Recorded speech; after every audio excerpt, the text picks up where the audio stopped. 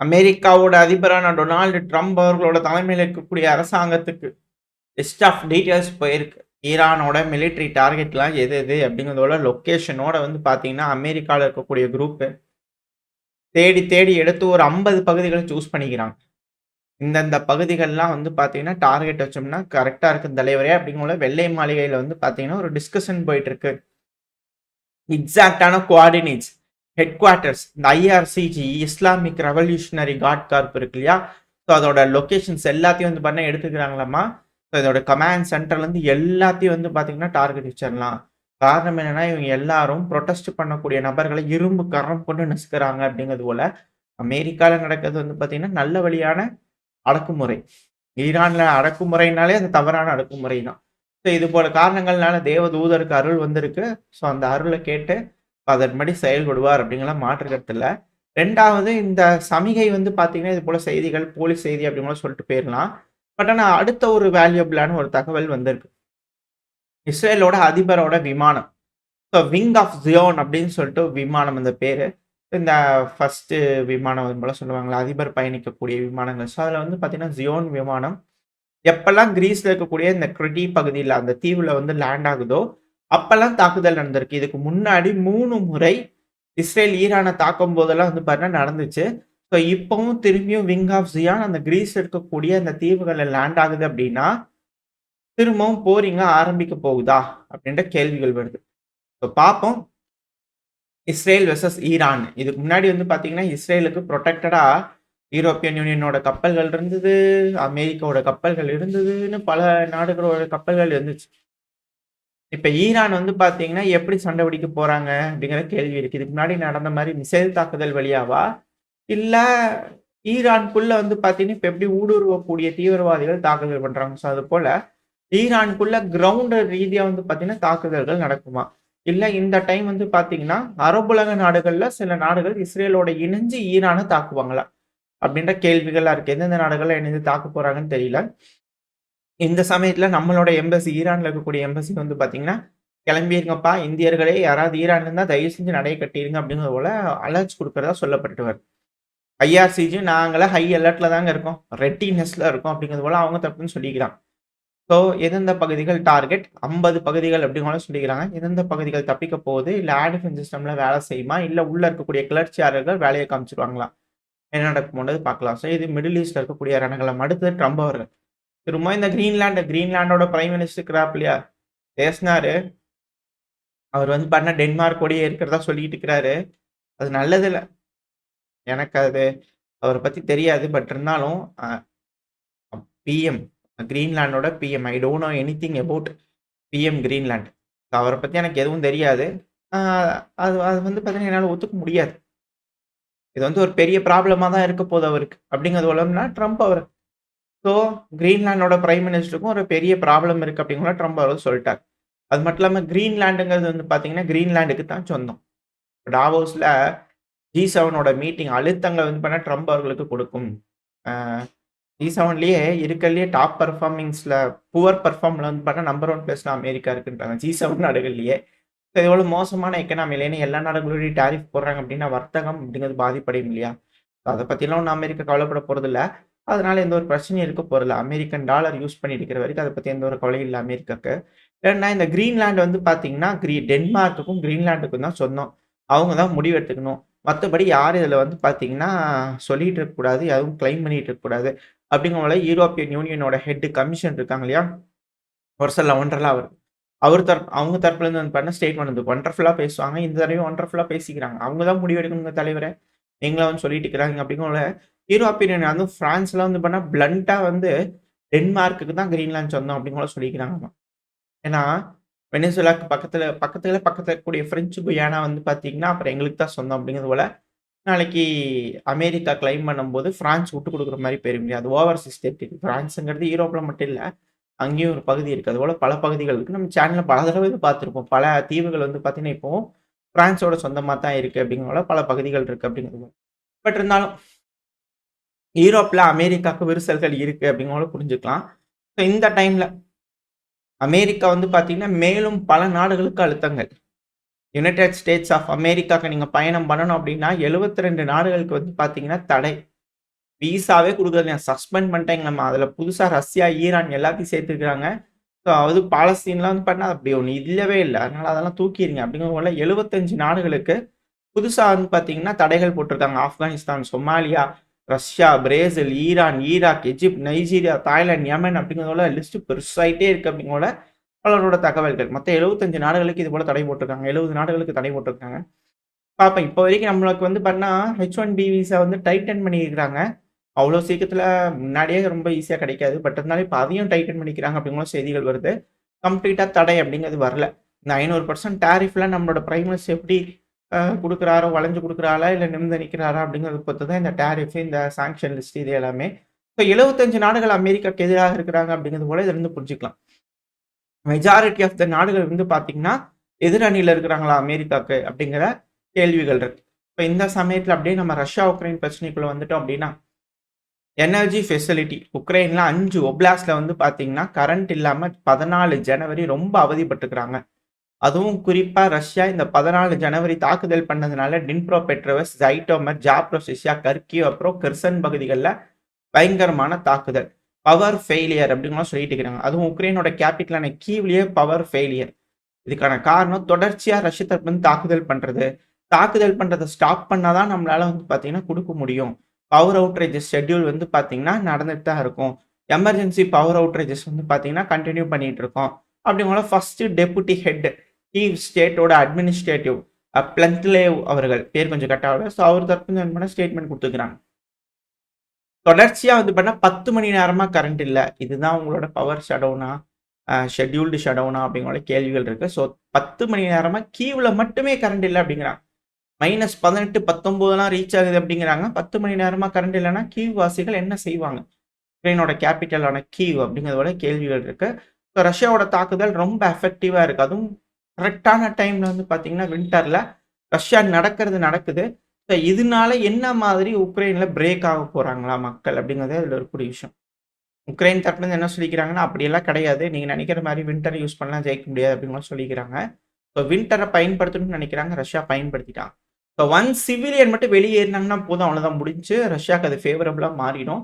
So அது செய்யறாங்களா Ukraine? இல்ல என்ன செய்ய போறாங்கன்னு பார்க்கலாம். அடுத்து ஃபெடரோவ் புதுசா வந்து பார்த்தீங்கன்னா, உக்ரைனோட டிஃபென்ஸ் மினிஸ்டரா வந்து பதவி ஏத்திருக்கிறாங்க. வர்னக் ராடா. உக்ரைன்ல பார்லிமென்ட் இருக்குல்ல, அத ராடா சொல்லுவாங்க. ஸோ அந்த ராடால வந்து பார்த்தீங்கன்னா, 277 நபர்கள் ஆதரவு குடுத்துருக்காங்க. ஸோ அதனால இப்ப புதுசா வந்து பார்த்தீங்கன்னா, டிஃபென்ஸ் மினிஸ்டரா ஃபெதரோவ் அவர்கள் வந்து பார்த்தீங்கன்னா, அப்பாயிண்ட் பண்ணப்பட்டிருக்கிறார். இவரு வந்து பார்த்தீங்கன்னா, வந்த உடனே டீப்பா ஆடிட் பண்ணணுங்க, நம்மளோட டிஃபென்ஸ. ஏன்னா, ரொம்ப பெரிய பிரச்சனைகள்லாம் இருக்கு. ஸோ நம்ம ministry of defence, armed force of Ukraine ஃபுல்லா ரொம்ப இறங்கி வந்து பார்த்தீங்கன்னா, டீப்பா ஆடிட்டிங் பண்ண வேண்டிய கட்டாயத்துல இருக்கும். அது மட்டும் இல்லாம, நெறைய பிரச்சனைகள் இருக்குங்க. இந்த டிசிசி, டிஃபென்ஸ் கேப்பபிலிட்டீஸ் எல்லாத்துலயும் வந்து பார்த்தீங்கன்னா, நெறைய பிரச்சனைகள் இருக்கு. ஸோ இந்த பிரச்சனைகள்லாம் நம்ம ரெடி பண்ணோம் அப்டின்னா, கொஞ்சம் கொஞ்சமா இந்த ஆடிட்டிங் பண்ணது மூலியமா பண்ணிடலாம். அது மட்டும் இல்லாம 300 பில்லியன் ஹரின்யாஸ் சம்பளம் குடுக்கறதுக்கு மிலிட்டரி டிபார்ட்மென்ட்க்கு டெஃபிசிட்டா இருக்கு. அதுக்கான வேலைகள் பார்க்கணும். ஏன்னா, யார் இறந்திருக்கிறாங்க? யார் உயிரோடு இருக்கிறாங்க? யார் சண்டை பிடிக்கிறாங்க? எந்த குடும்பத்துக்கு எவ்வளோ குடுக்கணும்? இது போல பல விஷயங்கள் இருக்கு இல்லையா? இதெல்லாம் குடுக்கறது எப்படி? தடுக்கிறது எப்படி? அப்படின்னு சொல்லி யோசிச்சு ஒரு முடிவெடுத்தார் அப்படின்னா, ஆடிட் பண்ணார் அப்படின்னா, இந்த 300 பில்லியன் ஹரின்யாஸ குறைக்க முடியும் அப்படிங்கிற எஃபிஷியன்ட்டா குறைக்க முடியும் அப்படிங்கிற சொல்றாங்க. அது மட்டும் இல்லாம இப்போதைக்கு டிசிசி ஆளுங்க வலை புடிச்சு தேடிட்டு இருக்கிறாங்க இல்லையா? 2 மில்லியன் மக்கள் கிட்ட வந்து பார்த்தீங்கன்னா, தேடப்பட்டு வருது டிசிசி நபர்களால.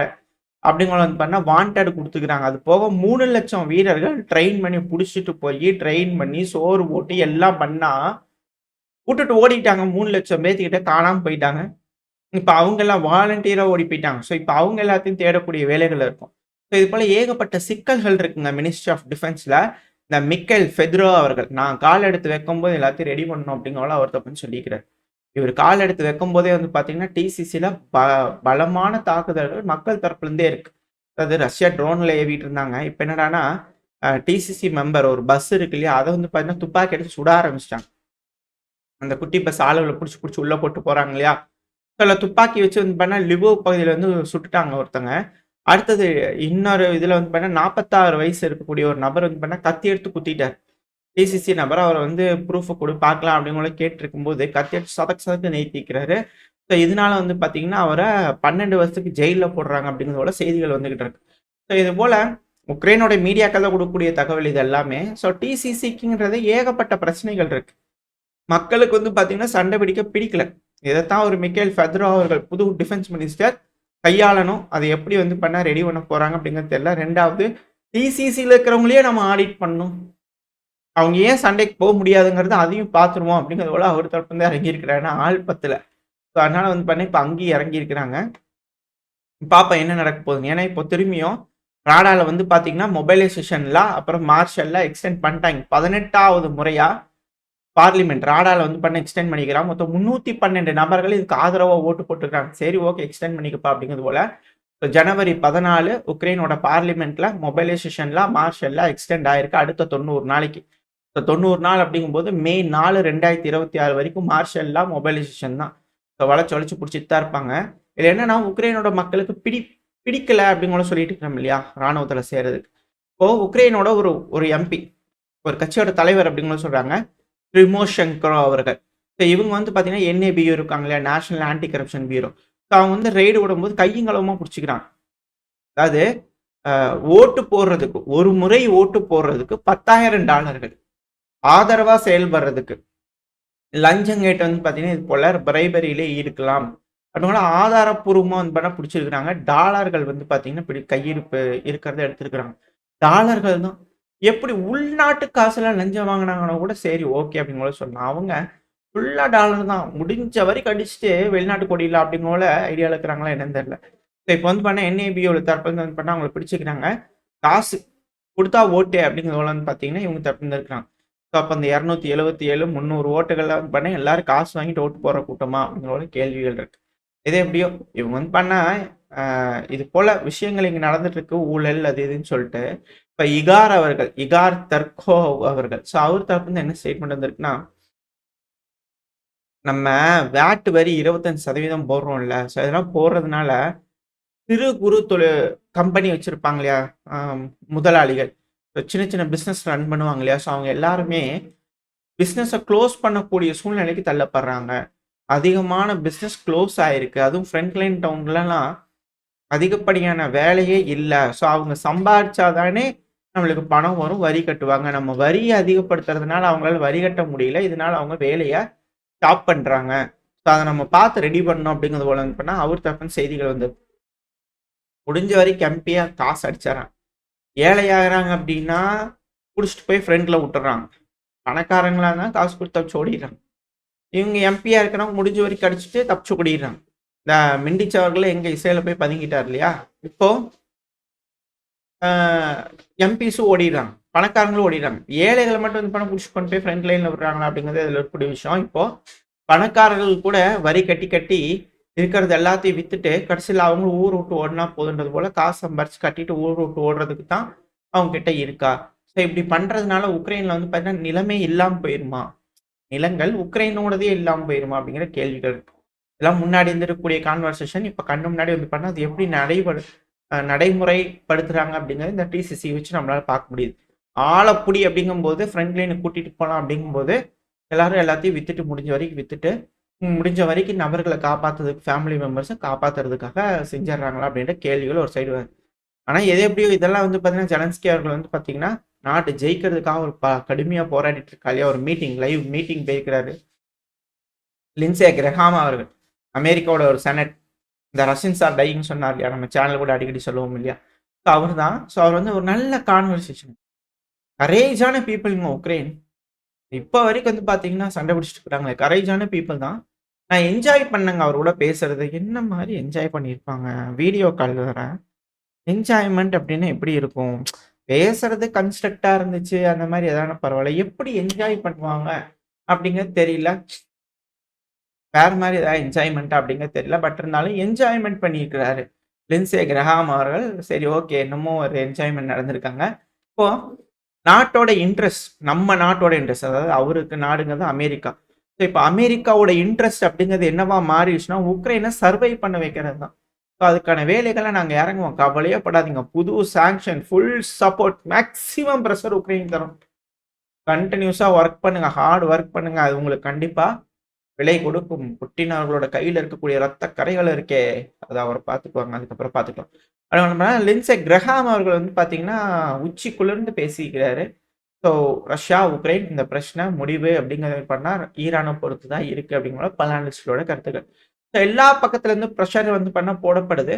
எப்படி ஈரான் ஹேண்டில் பண்ண போறாங்க? ஒரு வேளை இன்னைக்கு அட்டாக் நடக்குது அப்படிங்கும்போது, இது 3ஆம் உலகப் போருக்கு எஸ்கலேட் ஆகுமா? அப்படின்ற அச்சங்கள் இருக்கு. இது குளோபல் கான்ஃப்ளிக்ட் தான். அமெரிக்கா எல்லா பக்கத்துலயும் எல்லா நாடுகளும் த்ரெட் வச்சு பார்க்குறாங்க. நம்மளுக்கு பாகிஸ்தான் வச்சு அடிக்கலையா? ரஷ்யா குடுக்குற ஆதரவ ஸ்டாப் பண்ணு அப்படிங்கிறதோட குடுத்துருப்பாங்களா இருக்கும். நம்ம முடியாது அப்படிங்கிறதோட நம்ம சைட்லேருந்து காமிச்சோன்னா, சரி ஓகே டெம்பரரியா வெயிட் பண்ணு. ஈரான முடிச்சுட்டு வரேன் உனக்கு அப்படிங்கிறது போல வந்து பார்த்தீங்கன்னா இருக்காங்களா? அப்படிங்கிறது தெரியல. ஸோ ஈரான் நின்னாங்கன்னா, ஈரானையே புடிச்சு புடிச்சு நோண்டிட்டு இருப்பாங்க. ஈரான் மட்டும் விழுந்துட்டாங்க அப்படின்னா, அடுத்து நம்மள தான் பிடிப்பாங்க அப்படிங்கிற மாற்று கருத்து இல்ல. நம்மளும் அப்படின்னா, அடுத்து சீனாவ போய் பிடிப்பாங்க அப்படிங்கிற மாரில கடைசியில ரஷ்யா அவ்வளோதான். ஸோ அதனால தான் ரஷ்யால வந்து பார்த்தீங்கன்னா, எல்லாரும் சொல்லிட்டு இருக்கிறாங்க, ரஷ்யா போதும். சைலன்ட்டா இருந்தது போதும். இத பார்த்து ஏதாவது செய்யுங்க. இல்லைன்னா அவங்க செஞ்சுருவாய்ங்க. அத பார்த்துட்டு சைலன்ட்டா இருந்துருங்க. அப்படிங்கிற பலரோட கருத்துக்களா இருக்கு. என்ன செய்ய போறாங்க ரஷ்யா? அதாவது ஆக்ஷன் எடுப்பாங்களா? இல்ல ஈரான் எப்படி அடி வாங்குறாங்க? அப்படிங்கிற வேடிக்கை பார்ப்பாங்களா? வெனிசுலா மாரியே தெரியல.